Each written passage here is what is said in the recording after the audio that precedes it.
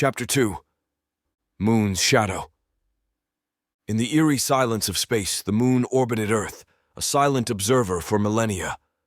Yet, unbeknownst to humanity, it harbored a secret civilization, the Nexusar. These ethereal beings, with their translucent skin and elongated limbs, had moved the moon closer to Earth thousands of years ago, drawn by a peculiar fascination with human emotions. The Nexusar had discovered that humans emit unique biochemical signals when experiencing fear, anger, or love. These signals, undetectable to human senses, acted as potent stimulants in Nexusar physiology, inducing euphoric states. Over the centuries, they had covertly manipulated human history, inciting conflicts and wars to fuel their addiction to these emotional emanations. Their manipulation had birthed a formidable human fighting force, conscripted by the Turd-Ysseys. The Turd-Ysseys, a warrior race allied with the Nexusar, had learned to harvest adrenaline from their human soldiers during combat, creating a powerful rush that was coveted by both species.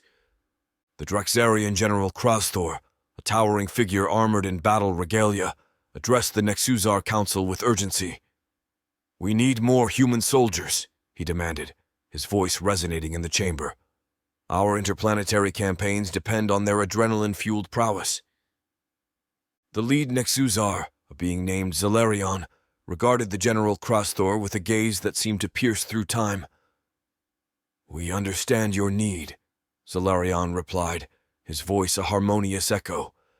"However, Earth cannot endure sudden, large-scale disappearances. We must initiate a global conflict to mask our activities, but within limits."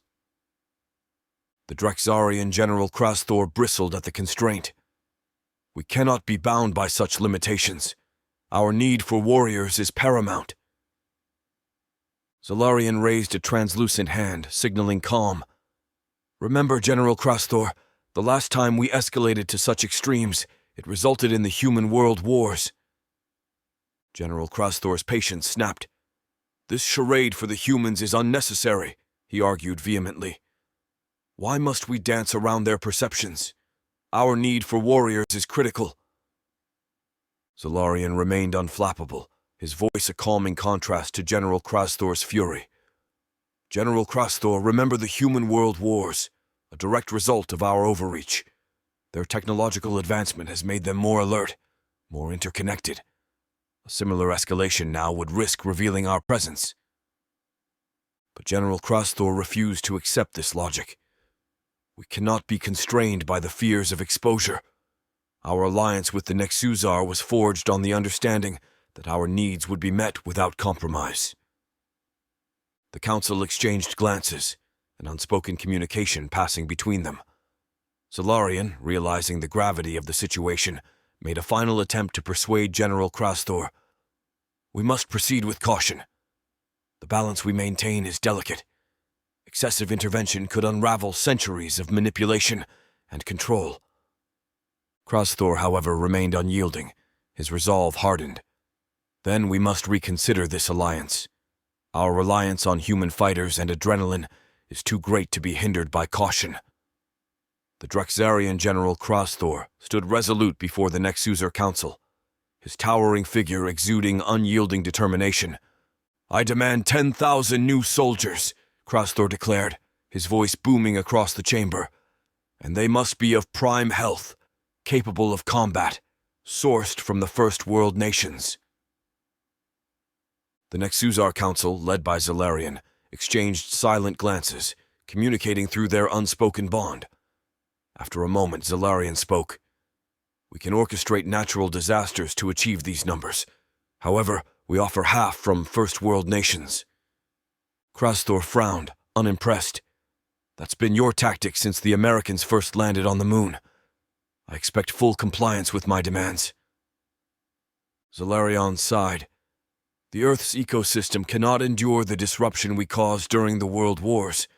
Our population, reliant on human emotions, needs a steadily growing human population. This balance is crucial." As a gesture of gratitude and persuasion, Krasthor placed a small, glowing pill before each council member. "A token from our conquest on Bolox 4, he announced. Pure, unfiltered adrenaline. The Nexuzar, typically composed, couldn't hide their excitement. Each inserted the pill into a nostril-like orifice, and as the substance diffused into their translucent bodies, they radiated a mesmerizing purplish glow. The rush of battlefield adrenaline was intoxicating. Moments later, under the influence of the adrenaline high, the council unanimously agreed to Krasthor's terms. You shall have all 10,000 soldiers from First World nations, Solarian confirmed, his voice tinged with euphoria. Satisfied, General Krasthor strode confidently out of the chamber, his mission accomplished. Prepare them. I will arrive in 2 days to collect the recruits, he announced, disappearing into the corridor that led to his ship. The Nexuzar Council, still basking in the afterglow of the adrenaline rush, knew the consequences of their agreement were significant.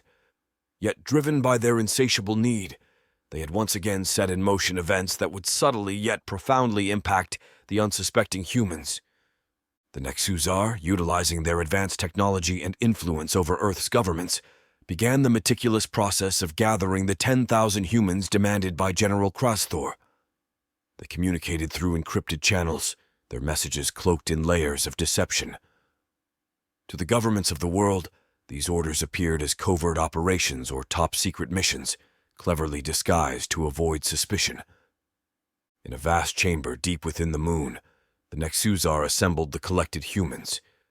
Each individual was held motionless, yet fully conscious within a mesmerizing blue beam, arrayed in precise rows for inspection. The scene resembled a surreal tableau, with thousands of humans suspended in time and space, their expressions a mix of fear and confusion. General Krasthor arrived to inspect his new recruits. He walked among the rows, his imposing figure casting a shadow over the motionless forms. As he scrutinized each individual, he occasionally expressed dissatisfaction, marking those he deemed unfit for service.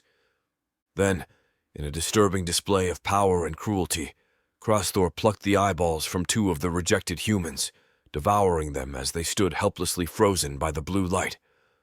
The victims, unable to move or scream, could only watch in horror as Krasthor savored their eyes, relishing the taste with sinister pleasure. The second is always tastier, Krasthor commented nonchalantly, his voice echoing in the chamber. He then turned to the Nexuzar, his demands escalating. These are inadequate. I reject 53 in total. Double this number for my next conscription. The Nexuzar, though disturbed by Krasthor's brutality, acquiesced to his demand. Their dependence on the emotional emanations of humans, coupled with the Draxarians' growing needs, had entangled them in a web of moral compromises.